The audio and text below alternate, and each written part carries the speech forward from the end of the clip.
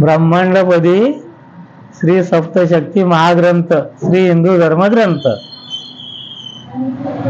पान नंबर 304.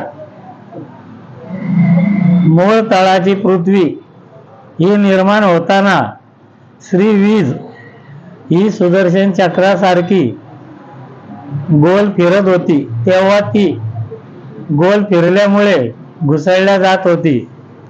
अशी घुसळल्या जात होती. त्यावेळेस अनेक पदार्थ लोखंड, तांबा, पितळ, चांदी, सोनं या वगैरे अनेक खनिज पदार्थाचा रस म्हणजे लावा रस हा बाहेर पडत होता. म्हणजे जे धातू आहेत त्याचा लावा रस तयार होऊन असं बाहेर पडत होता आणि तो पसरत होता. असा त्याचा जाड थर निर्माण झाला होता. तो सर्व लावा रस पूर्णपणे थंड गार झाल्यानंतर त्याची पृथ्वी जमीन निर्माण झाली होती. पृथ्वीच्या पोटामध्ये सर्व प्रकारचे खनिज पदार्थ एकत्रित आहेत. पृथ्वीवरील सर्व जमीन व डोंगर म्हणजेच सर्व थंड झालेला लावा रस हा आहे. तसेच पृथ्वीच्या खडकाच्या वर सर्व पदार्थाचे बारीक बारीक कण जमा झालेले असतात.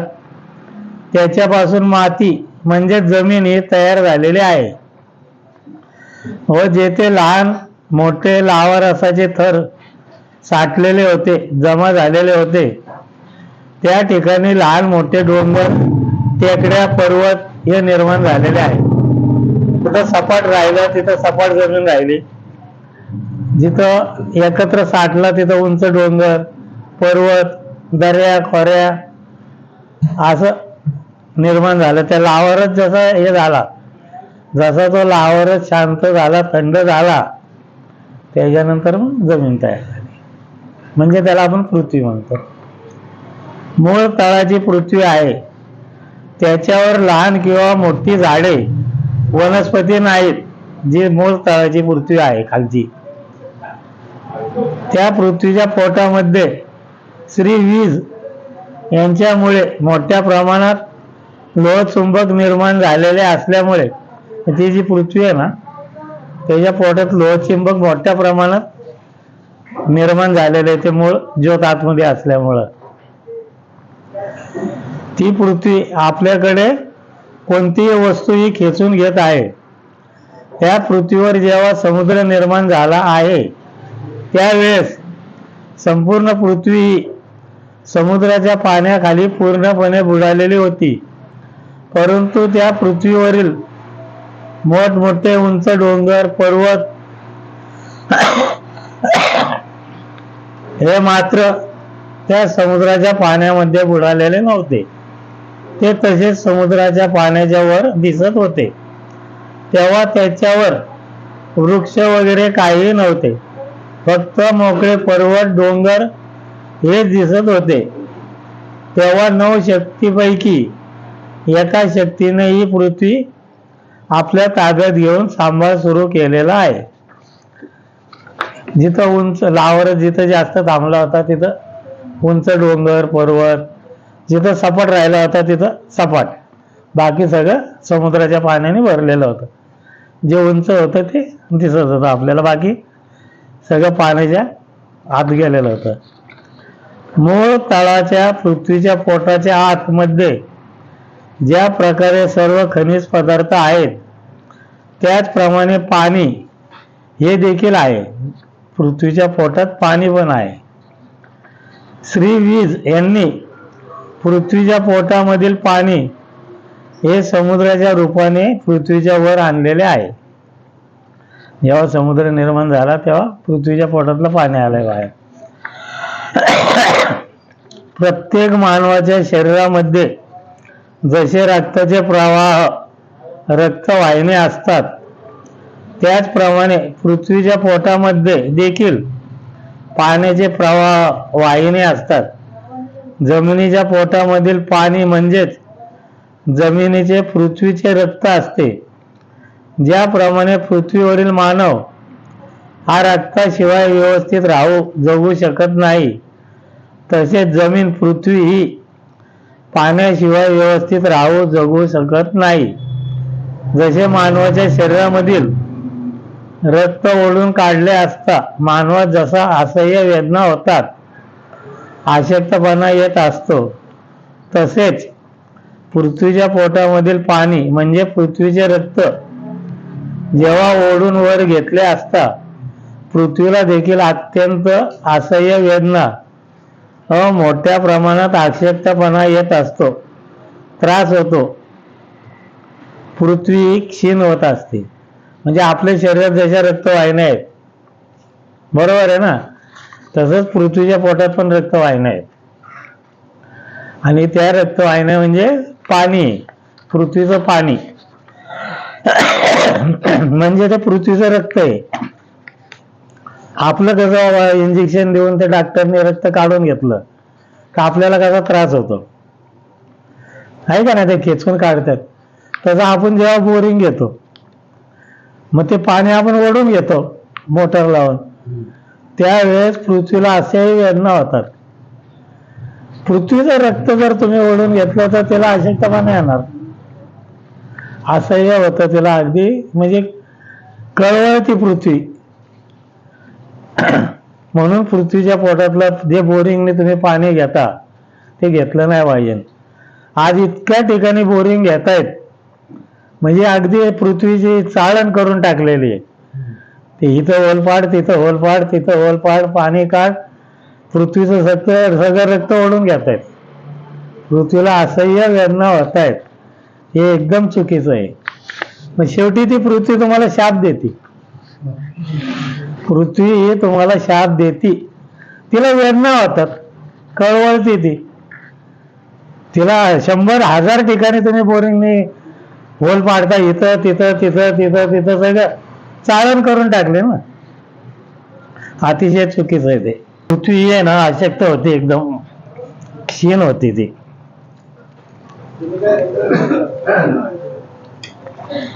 म्हणजे कळवळती अक्षरशः.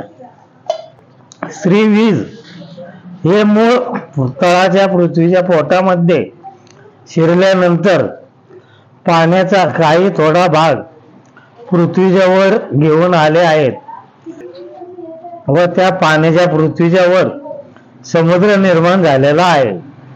तसेच समुद्राचे पाणी हे मोठ्या प्रमाणात पृथ्वीच्या पोटामध्ये मुरत जिरत नाही. समुद्राचं पाणी काय पृथ्वीत जिरत नाही. जेव्हा पृथ्वीच्या वर समुद्र निर्माण झालेला आहे तेव्हा ते पाणी मानवाने पिण्यायोग्य गोड होते. कालांतराने समुद्राचे पाणी हे खारट झालेले आहे. म्हणजे सुरुवातीला जे पाणी निर्माण झालंय ते मानवाने पिण्यायोग्य होतं ते समुद्राचं पाणी. नंतर काही काळानंतर ते काही कारणाने खारट झालेलं आहे. आता ते खारट पाणी कोण पिऊ शकत नाही आपण. श्रीवीज यांचे पासून निर्माण झालेली ज्योत ही पुन्हा पाण्यात शिरली व पाण्यामधून पृथ्वीच्या पोटात शिरली व तेथून काही पदार्थ पृथ्वीच्या वर घेऊन येताना त्यापासून मूळ चंद्र निर्माण केला आहे. म्हणजे ती ज्योत जेव्हा वरतून आली, पृथ्वीच्या समुद्रातून पृथ्वीच्या पोटात शिरली, काही काळानंतर ती वर येताना पृथ्वीच्या पोटातले काही पदार्थ घेऊन त्याचा चंद्र तयार करून ते हळूहळू पृथ्वीच्या पोटातून वर येऊन समुद्राच्या पाण्यातून वर आले. मूळ चंद्र निर्माण केलेला आहे. मूळ चंद्र म्हणजे आज जो आपल्याला चंद्र दिसतो हा मूळ चंद्र आहे. चंद्र हा अतिशय शांत आहे. त्याला स्वतःचा प्रकाश अतिशय कमी प्रमाणात असतो. चंद्र हा पाण्याच्या वर आला तेव्हा काळ्या रंगाचा खडबडीत गोल आकाराचा होता. तो स्वतःभोवती अत्यंत सावकाश फिरत होता. त्यावेळी त्याच्यामधून स्वतःचा प्रकाश अत्यंत कमी प्रमाणात बाहेर पडत होता. तो पाण्यामधून वर आल्यानंतर अत्यंत सावकाश शांतपणे हळूहळू वर जाऊ लागला होता. त्यावेळी वातावरणामध्ये बराच फरक पडत होता. तो जेव्हा वर जात होता तेव्हा त्याच्या भोवती साधारणपणे प्रकाश दिसत होता. प्रकाशाचे वलय त्याच्या भोवती दिसत होते. असा चंद्र वर फिरत फिरत जात होता ना, तर ते वलय वगैरे दिसत होते साधारण. वातावरण शांत व ढगाळ बनत होते. सर्वत्र शांतता व गारवा निर्माण होत होता. सर्व 15ही चंद्र हे वातावरणामध्ये सर्वत्र वावरत असताना तेव्हा सर्वत्र गारवा व त्यांच्या अवतीभोवती प्रकाशाचे वलय दिसत होते. सर्वत्र अंधुक प्रकाश व वेगळे वातावरण निर्माण होत होते. ते सर्व 15ही चंद्र हे वातावरणामध्ये एकमेकांना धडकत होते, स्फोट होत होते, त्यांचे तुकडे उडत होते व ते तुकडे खाली पृथ्वीवर कोसळून पडून नष्ट होत होते. वातावरणामध्ये काही प्रमाणात उष्णता निर्माण होत होती. जेव्हा स्फोट होत होते तेव्हा काही प्रमाणात धूर वाफ बाहेर पडत होती. ती वातावरणामध्ये मिसळून जात होती व तो वारा म्हणजेच काही प्रमाणात प्राणवायू निर्माण होत होता, वातावरणामध्ये मिसळून जात होता. याशिवाय वातावरणामध्ये विशेष काही फरक जाणवत नव्हता. म्हणजे जे 15 चंद्र होते ना, ते एकामेकाला धडकत होते. त्याचे जे काही तुकडे उडत होते ते खाली पडून पृथ्वीच्या पोटात जाऊन नष्ट होत होते. नाही का, चंद्राचे बारीक बारीक तुकडे बघा, गारगोटी कशी असते तसे ते तुकडे असतात.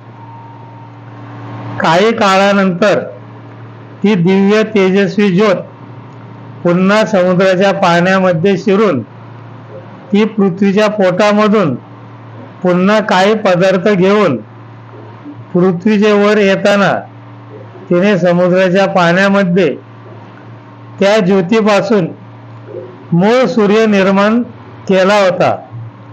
म्हणजे त्या ज्योतीने सूर्याचं रूप घेतलं होतं. काही काळानंतर वर येता येता पृथ्वीच्या पोटातून समुद्राच्या वर येऊन वर येता येता तिने सूर्य निर्माण झाला होता त्या ज्योतीचा. ती ज्योत जेव्हा पाण्याच्या वर येऊ लागली होती तेव्हा त्या ज्योतीचा प्रचंड असा चौकोनी आकाराचा अग्नीचा गोळा तयार झालेला होता. ओबड दोबड असा चौकोनी अग्नीचा गोळा असा हळूहळू समुद्राच्या वर आला.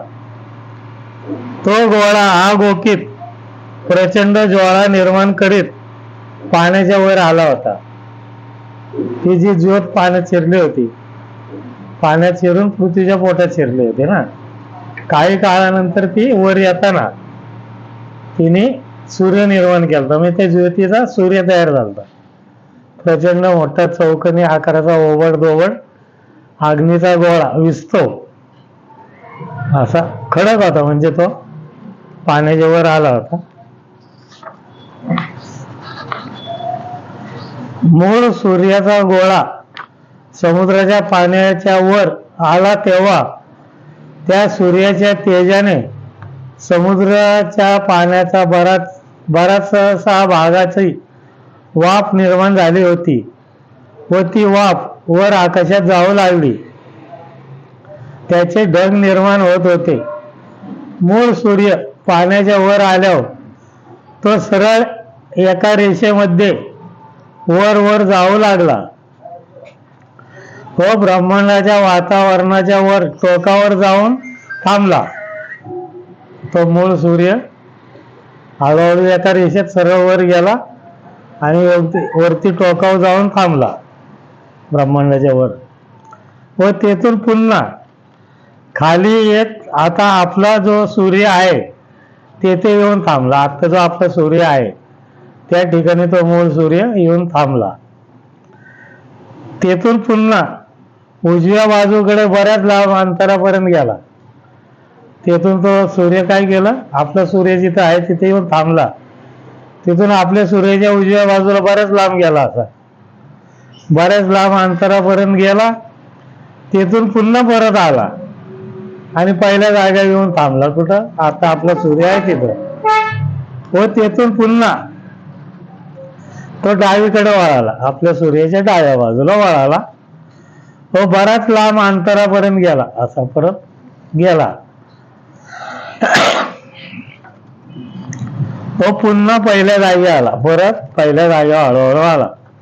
तिथून पुन्हा सूर्य हा वर टोकावर गेला. तिथून परत वर गेला टोकावर. आलं ना लक्षात. अगोदर खालून वरती निघला, वरती थांबला, तिथून खाली आला आपल्या सूर्याच्या जागेवर. तिथून उजवीकडे गेला बराच लांब. तिथून परत हळूहळू आपल्या जागेवर आला. तिथून परत डावीकडे गेला. तिथून परत थांबला तिथं. तिथून परत आपल्याकडे आला. तिथून वर गेला टोकावर आणि परत वरून एका रेषेत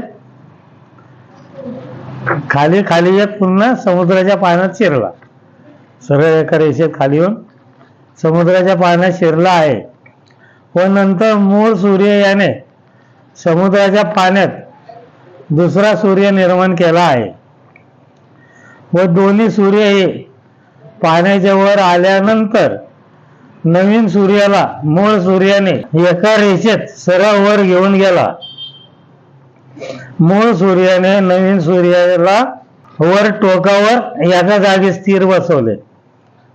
मूळ सूर्याने काय केलं, नवीन बनवलेल्या सूर्याला सरळ वर गेला आणि त्या वरच्या टोकावर फिक्स बसवला. जागा फिक्स बसवला, स्थिर बसवला. व मूळ सूर्य हा पुन्हा पहिल्याप्रमाणे खाली येत येत समुद्राच्या पाण्यामध्ये शिरला आहे.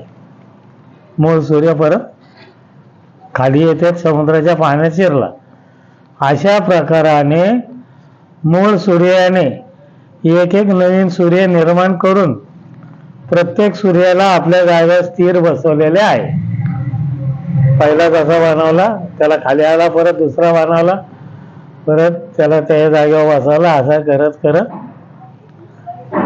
14 सूर्य नवीन करून बसवले आणि स्वतः तो 15वा सूर्य. मूळ श्री दिव्य तेजस्वी ज्योत हे मूळ तळाच्या समुद्राच्या पाण्यामध्ये मूळ सूर्य झाली. व मूळ सूर्य हा हळूहळू पाण्याच्या वर येऊ लागला व पाण्याच्या वर आला तेव्हा प्रचंड असा खडबडीत लाल रंगाचा चौकोनी असा खडकाचा अग्नीचा गोळा वर आला. मूळ सूर्य पाण्याच्या वर आल्यानंतर सर्वत्र असा लख्ख प्रकाश, सर्वत्र लखलखाट झाला, प्रकाश पसरला. तो जेव्हा वर आला तेव्हा मूळ सूर्य पाण्याच्या वर आला तेव्हा तो स्वतःभोवती प्रचंड वेगाने गोल फिरत होता. तेव्हा त्यामधून सर्वत्र प्रकाश किरणे बाहेर पडून पसरत होती. नवरंग सर्वत्र पसरत होती व मूळ सूर्य हळूहळू वर जात होता. मूळ सूर्याचे तेज अतिशय प्रचंड प्रमाणात सर्वत्र पसरलेले होते. त्या उष्णतेमुळे समुद्राचे पाणी आटू लागले होते व सर्वत्र ब्रह्मांडात उष्णता निर्माण होऊन समुद्राच्या पाण्याचे ढग होऊन ते आकाशात वर वर जाऊ लागले होते. तो जसा वर आला तसा त्याच्या उष्णतेमुळे समुद्राच्या पाण्याचे ढग निर्माण होऊन आकाशात वर जात होते. मूळ सूर्य हा हळूहळू एका रेषेमध्ये वर जात असताना ब्रह्मांडात वावरत असणारे 15 चंद्र हे सूर्याला आडवे येऊन अडथळा होत होता. ते चंद्र मूळ सूर्याला धडकून बाजूला फेकले जात होते. चंद्र हे फेकले जायचे बाजूला, त्याला धडकायचे.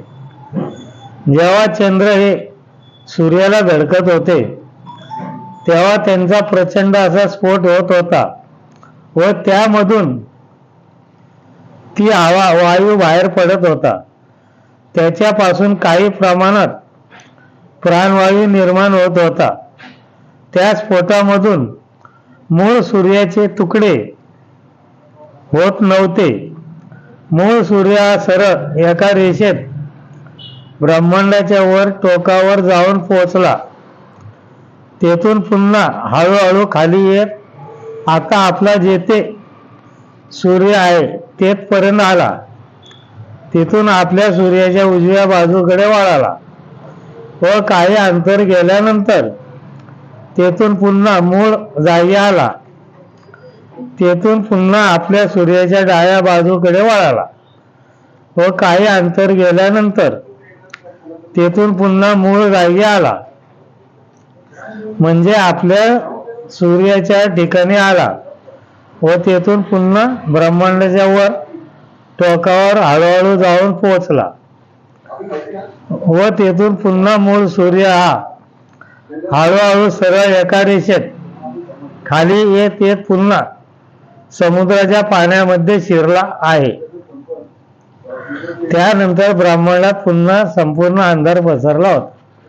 म्हणजे तो सूर्य वर आला ना, सरळ एका रेषेत आपल्या सूर्याच्या जागी आला, तिथून परत इकडे गेला उजवीकडे, तिथून परत तिथं आला, तिथून डावीकडे गेला, तिथून परत वर गेला, परत वरतून खाली आला. असं त्याचं चाललं होतं. जेव्हा तो परत समुद्राच्या पाण्यात शिरला तेव्हा परत अंधार पसरला संपूर्ण. असं मूळ सूर्य हा जेव्हा पहिल्यांदा पाण्याच्या वर येताना स्वतःभोवती प्रचंड वेगाने गोल फिरत पाण्याच्या वर येत होता, तेव्हा त्याची जी प्रकाश किरणे बाहेर पडत होती त्याचे त्याच्या भोवती वलय निर्माण होत होते. सूर्य नाही का स्वतःभोवती प्रचंड वेगाने फिरत होता, त्याच्या उष्णतेचे असे वलय निर्माण होत होते व सूर्याच्या उष्णतेमुळे आकाशात समुद्राच्या पाण्याचे ढग निर्माण झालेले होते, जमा झालेले होते. व मूळ सूर्य हा जेव्हा समुद्राच्या पाण्यामध्ये शिरला होता त्यानंतर सर्वत्र पुन्हा अंधार पसरला होता. त्यावेळी आकाशामधील सर्व 15ही चंद्रामुळे सर्वत्र गारवा पसरला होता व त्या गारव्यामुळे त्या ढगांचा पाऊस खाली मूळ पृथ्वीवर पडू लागला होता. सर्वत्र गारवा पसरला होता, मग त्यामुळं त्या ढगांचा पाऊस पडायला लागला, पृथ्वीवर सर्वत्र पाऊस पडायला लागला. आकाशामधील सर्व ढग संपेपर्यंत सर्वत्र पाऊस पडत होता. सर्व ढग संपल्यानंतर पाऊस पडावायचा थांबला होता. त्यानंतर काही काळ गेल्यानंतर मूळ सूर्य याने पुन्हा समुद्राच्या पोटात पाण्यामध्ये दुसरा नवीन सूर्य निर्माण केला व दोन्ही सूर्य हे पुन्हा हळूहळू पाण्याच्या वर येऊ लागले. पाण्याच्या वर पहिल्यांदा नवीन निर्माण केलेला सूर्य आला व त्याच्या मागोमाग मूळ सूर्य हा पाण्याच्या वर आला. मूळ सूर्य याने नवीन सूर्याला आपल्या डोक्यावर घेऊन हळूहळू पुन्हा वर वर जाऊ लागला. म्हणजे मूळ सूर्याने नवीन सूर्य जो निर्माण केला त्याला आपल्या डोक्यावर घेऊन असा वरती आला, पाण्याच्या वर समुद्राच्या वर आला व मूळ सूर्य याने निर्माण केलेला नवीन सूर्य हा मूळ सूर्याच्या आकारापेक्षा थोडा लहान आकाराचा होता. परंतु मूळ सूर्यामध्ये जेवढे तेज प्रकारचा शक्ती आहे तेवढीच नवीन सूर्याच्या मध्ये देखील तेज व प्रखरता आहे. फक्त नवीन सूर्य हा आकाराने थोडा लहान होता, परंतु तेज शक्ती हे दोन्ही सूर्याचे सारखीच होती. दोन्ही सूर्य हे स्वतःभोवती प्रचंड वेगाने फिरत फिरत हळूहळू वर जात होते. पुन्हा सर्वत्र लख्ख असा प्रकाश पसरला होता व समुद्राच्या पाण्याचे ढग होऊन ते वर आकाशात जात होते. सर्वत्र पुन्हा उष्णता पसरली होती. दोन्ही सूर्य हे वर जात असताना पुन्हा सर्व 15ही चंद्र हे दोन्ही सूर्यांना धडकत होते व स्फोट होत होता. त्यामधून पुन्हा वायू, हवा म्हणजे प्राणवायू बाहेर पडत होता. मूळ सूर्य हा नवीन सूर्याला आपल्या डोक्यावर घेऊन हळूहळू वर जात होता. मूळ सूर्याने नवीन सूर्याला सरळ एका रेषेमध्ये वर ब्रह्मांडाच्या टोकावर पोहोचल्यानंतर मूळ सूर्याने नवीन सूर्याला तेथेच सोडले व तेथेच मूळ सूर्याने नवीन सूर्याला एका ठिकाणी स्थिर बसवल्यानंतर नवीन सूर्य हा त्याच ठिकाणी स्थिर राहून स्वतःभोवती प्रचंड वेगाने गोल फिरत राहिला व मूळ सूर्य त्यानंतर पुन्हा हळूहळू सरळ एका रेषेत खाली येत येत पुन्हा समुद्राच्या पाण्यात शिरला आहे. म्हणजे नवीन सूर्याला निर्माण जो केलेला होता त्याला वर घेऊन गेल्यावर एका जागा फिक्स बसवला. ते जे त्याला बसवलं तर आजपर्यंत तिथंच आहे. तिने सूर्य कधीच आपली जागा सोडत नाही. स्वतः होती प्रचंड वेगाने गोल फिरतोय एकाच जागी. तो जो तेव्हा बसवलाय तो अजून तिथंच आहे. ब्रह्मांड नष्ट होईपर्यंत तिथंच राहणार. मूळ सूर्य हा समुद्राच्या पाण्यात शिरल्यानंतर आकाशामध्ये जे ढग झालेले होते, सगळे जे जमा झालेले होते ना ढग, त्यांना चंद्राच्या प्राणवायूमुळे, त्याच्या गारव्यामुळे पुन्हा त्या ढगांचा खाली पाऊस पडू लागला. त्यावेळी जेवढ्या ढगांना चंद्राच्या प्राणवायूमुळे गारवा पोहोचत होता तेवढ्याच ढगांचा खाली पाऊस पडत होता. बाकी आकाशामधील ढग हे तसेच जमा शिल्लक राहिलेले होते. म्हणजे ज्या ढगांना गारवा लागत होता तेवढेच ढगाचं पाणी होऊन जमिनीवर पडत होतं. बाकी आहे तसेच शिल्लक राहिलेले होते ते ढग. काही काळ गेल्यानंतर मूळ सूर्य याने पुन्हा समुद्राच्या पोटात नवीन सूर्य निर्माण केला व पुन्हा मूळ सूर्य याने नवीन निर्माण केलेल्या सूर्याला आपल्या डोक्यावर घेऊन हळूहळू पाण्याच्या वर आला. पहिल्यांदा वर नवीन सूर्य आला व त्यानंतर समुद्राच्या पाण्याच्या वर मूळ सूर्य हा वर आला आहे. मग काही काळ गेल्यानंतर त्या ज्योतीने परत समुद्राच्या पाण्यात पृथ्वीच्या पोटात जाऊन नवीन सूर्य निर्माण केला आणि आपल्या डोक्यावर घेऊन हळूहळू पृथ्वीच्या पोटातून समुद्राच्या पाण्यातून वर आला. त्याला त्याच्या वर नेऊन जागेवर बसवला. मूळ सूर्य याने दरवेळेस समुद्राच्या पाण्यात नवीन सूर्य निर्माण करून एका मागोमाग एक त्याप्रमाणे ब्रह्मांडात वर नेऊन त्यांना आपापल्या जागेवर स्थिर बसवले आहे. अशा प्रकारे मूळ सूर्य याने सर्व सूर्य यांना स्थिर बसवल्यानंतर आपल्या जागेवर स्थिर राहिला आहे. म्हणजे आपला जो मूळ सूर्य आहे त्याने एका मागोमाग एक असे 14 सूर्य निर्माण केले आणि प्रत्येकाला आपापल्या जागेवर स्थिर बसवल्यानंतर मूळ सूर्याने आढळ्या ब्रह्मांडाच्या सर्वात वरचा सूर्य स्थिर बसवल्यानंतर त्याच्या क्रमवार खालचे वगैरे सर्व सूर्य स्थिर करून मग आपल्या सूर्यापासून उजव्या बाजूचा, नंतर आपल्या सूर्याच्या डाव्या बाजूचा व त्यानंतर क्रमवार सरळ एका रेषेत खालचे सूर्य हे स्थिर बसवल्यानंतर शेवटी तो एकटाच सर्व ब्रह्मांडामध्ये फिरत फिरत आपल्या जागी स्थिर राहिला आहे. म्हणजे त्या मूळ सूर्याने प्रत्येक सूर्याला आपापल्या जागेवर स्थिर बसवलं. प्रत्येकाला म्हणजे वरती उजवीकडं डावीकडं परत खाली येऊन तो जो आता आपला आहे त्या जागेवर फिरत फिरत येऊन बसला.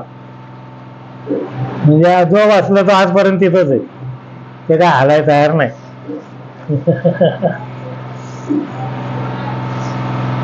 स्थिर राहिला आहे.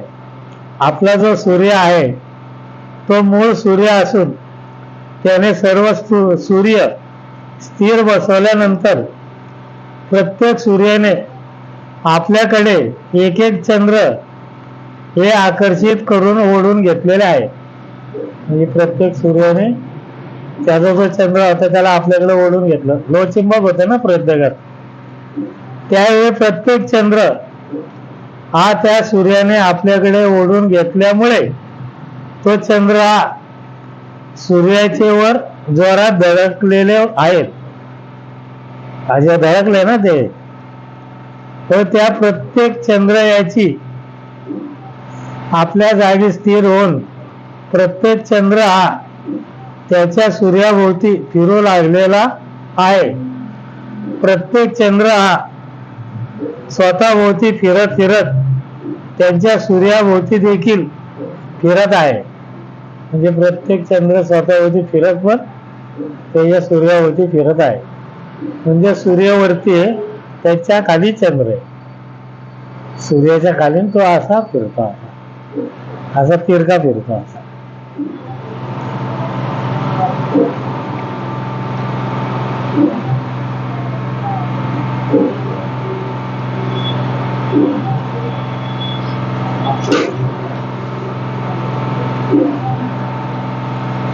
मूळ सूर्य याने सर्व सूर्य निर्माण केलेले आहेत व ज्या जागेवर स्थिर बसवलेले आहेत त्या जागेवर आजपर्यंत प्रत्येक सूर्य हा स्थिर राहिलेला आहे. त्याने कोणीच आपली जागा सोडलेली नाही. एकाही सूर्याने आज ताब्यात आपली जागा सोडलेली नाही. प्रत्येक सूर्य हा आपल्या जागेवर स्थिर राहून तो स्वतःभोवती प्रचंड वेगाने फिरत आहे. आजपर्यंत एकही सूर्याने आपली जागा सोडलेली नाही व येथून पुढे देखील अनंत काळापर्यंत सूर्य हे आपली जागा सोडणार नाहीत, फक्त स्वतःभोवती फिरत राहणार आहे. सूर्य कधीच जागा सोडणार नाही, स्वतःभोवती फिरत राहतो फक्त. मूळ सूर्य हा अगोदर समुद्राच्या पाण्यात गेला. त्याची दिव्य प्रखर अशी ज्योत व्हायची. म्हणजे मूळ सूर्य आहे ना, तो समुद्राच्या पाण्यातून गेला की मग त्याची परत ज्योत व्हायची. त्या सूर्याची दिव्य प्रखर अशी ज्योत व्हायची व ती ज्योत समुद्राच्या पाण्यामधून मूळ तळाच्या पृथ्वीच्या पोटाच्या आतमध्ये जायची. ती ज्योत, त्या ज्योतीचा दिव्य तेजस्वी वीज व्हायची. पृथ्वीच्या पोटात ती ज्योत गेली की त्याची वीज तयार व्हायची व त्या विजेची पुन्हा तेथे दुसरी वीज निर्माण व्हायची. ती जी वीज पाण्यात शिरली त्याची पृथ्वीच्या पोटात गेल्यावर त्याची परत दुसरी वीज निर्माण व्हायची. म्हणजे एका विजेच्या दोन वीज निर्माण व्हायची व पुन्हा त्या दोन विजेची पुन्हा तेथे दिव्य तेजस्वी ज्योत निर्माण व्हायची व त्या दोन्ही ज्योती पृथ्वीच्या पोटामधून वर येत असत व त्या दोन ज्योतीचे दोन सूर्य निर्माण होऊन समुद्राच्या पाण्यात आल्यावर, पृथ्वीच्या पोटातून समुद्राच्या पाण्यात आल्यावर दोन सूर्य त्याचे व्हायचे. म्हणजे एका ज्योतीचा दुसरा सूर्य असत समुद्राच्या पाण्यावर येत असत व मूळ सूर्य हा नवीन सूर्याला आपल्या डोक्यावर घेऊन पाण्याच्या वर आल्यानंतर मूळ सूर्य हा नवीन सूर्याला आपल्या जागी घेऊन जात असे व नवीन सूर्याला मूळ सूर्य हा त्याच्या जागी त्या सूर्याला स्थिर बसून पुन्हा खाली येत असे व समुद्राच्या पाण्यात शिरत असे. अशा प्रकारे मूळ सूर्याने सर्व सूर्य निर्माण केलेले आहे. म्हणजे मूळ जो सूर्य आहे तो आला समुद्राच्या पाण्यात आला की त्याची व्हायची ज्योत व्हायची ती ज्योत पृथ्वीच्या पोटात शिरायची. पृथ्वीच्या पोटात शिरली की ती वीज निर्माण व्हायची. त्या विजेपासून अजून एक दुसरी वीज निर्माण व्हायची, मग त्याची ज्योत व्हायची. मग ती दोन्ही पृथ्वीच्या वर आले की समुद्राच्या पाण्यामध्ये मूळ सूर्य तयार व्हायचा आणि मग नवीन सूर्य निर्माण व्हायचा. मग मूळ सूर्य काय करायचं, नवीन सूर्याला आपल्या डोक्यावर घेऊन समुद्राच्या पाण्याच्या वर येऊन हळूहळू वर जायचा, त्याला त्याच्या जागेवर फिक्स बसवायचा, मग परत फिरत फिरत फिरत खाली यायचा. याप्रमाणे त्याने 14 सूर्य निर्माण केले, स्वतः 15वा. ब्रह्मांडामधील सर्व 15ही चंद्र हे त्यांच्या सूर्याला धडकल्यामुळे त्यांचे स्फोट होत असत व त्याच्या धुरापासून काही प्रमाणात प्राणवायू निर्माण होऊन तो प्राणवायू संपूर्ण ब्रह्मांडभर पसरलेला होता, निर्माण झालेला होता. तसेच सूर्याच्या उष्णतेमुळे समुद्राच्या पाण्याची वाफ होऊन ती वाफ वर जात होती व त्या वाफेपासून आकाशामध्ये ढग निर्माण होत होते व चंद्राच्या शांततेमुळे, गारव्यामुळे, त्यांच्या प्राणवायूमुळे खाली पाऊस पडत होता. म्हणजे त्याचं जे प्राणवायू व्हायचा एकामेकाला धडकल्यामुळे, त्यामुळे ते सगळं भरलं होतं. आणि सूर्याच्या उष्णतेमुळे समुद्राच्या पाण्याची वाफ होऊन ते आकाशात जात होते, त्याला गारवा लागला की पाऊस पडत होता. ब्रह्मांडामधील सर्व 15ही सूर्य हे स्वतःभोवती प्रचंड वेगाने फिरत असल्यामुळे त्यांचे मोठमोठे स्फोट होत होते व त्या स्फोटामधून जो धूर वाफ बाहेर पडत होती त्यामुळे वारा निर्माण होत होता व तो वारा ब्रह्मांडामध्ये सर्वत्र जोरात वारा वाहत होता. प्रचंड मोठमोठी वादळे निर्माण होत होती, त्यामुळे सर्वत्र जोरात वादळी वारे वाहत होते. ते जे स्फोट होत होते ना, त्याच्यामुळे वाफ निर्माण व्हायची, धूर व्हायचा, वादळी वारे सगळीकडे पृथ्वीत वावरत होते.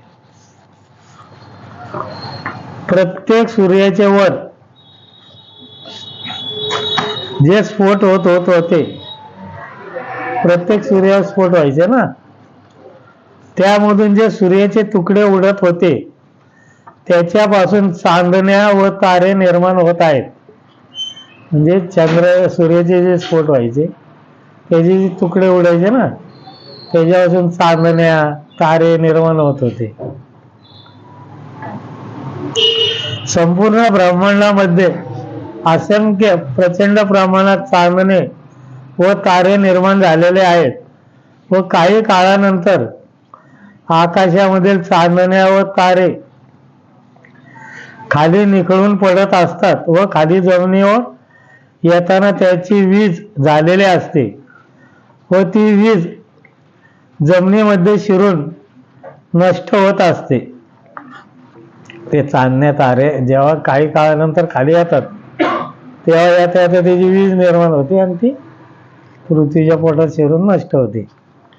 अशा प्रकारे आकाशामध्ये चांदणे व तारे निर्माण होतात व ते खाली पृथ्वीवर जमिनीवर पडून नष्ट होत असतात.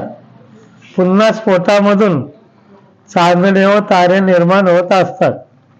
या ब्रह्मांडामधील चांदण्या व तारे हे असंख्य अगणित आहेत, त्यांना मोजता येणार नाही. क्वचितच आकाशामधील चांदणे व तारे हे खाली पृथ्वीवर पडून नष्ट होत असतात. बाकी आकाशामध्ये तसेच असतात. त्यांचा उजेड, प्रकाश हा आपल्याला फक्त रात्रीच्या वेळेसच दिसत असतो. दिवसा सूर्याच्या प्रकाशामुळे आपल्याला आकाशामधील चांदण्या व तारे दिसत नाहीत, ते रात्रीच फक्त दिसतं आपल्याला. दिवसाचा सूर्याचा प्रकाश पडतो त्यामुळे नाही दिसत, पण रात्री आकाशात सगळं चमचम करताना दिसतं बघा. वरच्या अर्ध्या ब्रह्मांडामध्ये 15 चंद्र, 15 सूर्य, वारा, प्राणवायू, पावसाचे ढग दिवस व रात्र तसेच आकाशामध्ये चांदण्या व तारे होते. बाकी कोणतीही जीवसृष्टी नव्हती. म्हणजे आकाशामध्ये फक्त वरच्या ब्रह्मांडात 15 चंद्र, 15 सूर्य, वारा वाहत होता, प्राणवायू, पावसाचे ढग, दिवस रात्र, आकाशामध्ये चांदण्या तारे एवढंच होतं. बाकी काही नव्हतं. कोणतीही जीवसृष्टी नव्हती. खाली मूळ तळाची पृथ्वी व त्याच्यावर समुद्र होता. मुसळधार पाऊस पडत होता. वादळी वारे सर्वत्र वाहत होते व सूर्याभोवती चंद्र फिरत असल्यामुळे दिवस व रात्र घडत होता. ब्रह्मांडामध्ये सूर्याचे व चंद्राचे जे स्फोट होत होते त्यामुळे ब्रह्मांडामध्ये सर्वत्र सूर्याच्यामुळे प्रचंड प्रमाणात उष्णता वाढलेली होती. त्यामुळे दिवसाचे गरम वारे, वादळी वारे वाहत असे व रात्रीचे वेळ चंद्राच्यामुळे गार वारे वाहत होते. सूर्याचे व चंद्राचे जे स्फोट होत होते त्यामधून सूर्याचे जे मोठे तुकडे उडत होते त्यापासून त्यावेळी धूमकेतू हे निर्माण झालेले आहेत. ते जे सूर्याचे मोठे तुकडे उडायचे त्यापासून धूमकेतू निर्माण झालेले आहेत. हे धूमकेतू म्हणजे त्यावेळेस सूर्याचे उडालेले मोठे तुकडे आहेत व ते आज तागत धूमकेतू म्हणून सर्वत्र वावरत आहेत. ते सर्व ग्रहाच्या अवतीभोवती वावरत असतात. त्यांना स्वतःचा प्रकाश नसून ते चंद्रासारखे गोल आकाराचे आहेत. ते धूमकेतू हे एका जागी स्थिर राहत नाहीत. ते ब्रह्मांडात सर्वत्र वावरत असतात. त्यांचा पृथ्वीवरील मानवाला कोणत्याही प्रकारे उपयोग होत नाही. ते फक्त सूर्याचे उडालेले तुकडे आहेत. त्यांना स्वतःचा प्रकाश नाही. फक्त ते सर्वत्र वावरत असतात.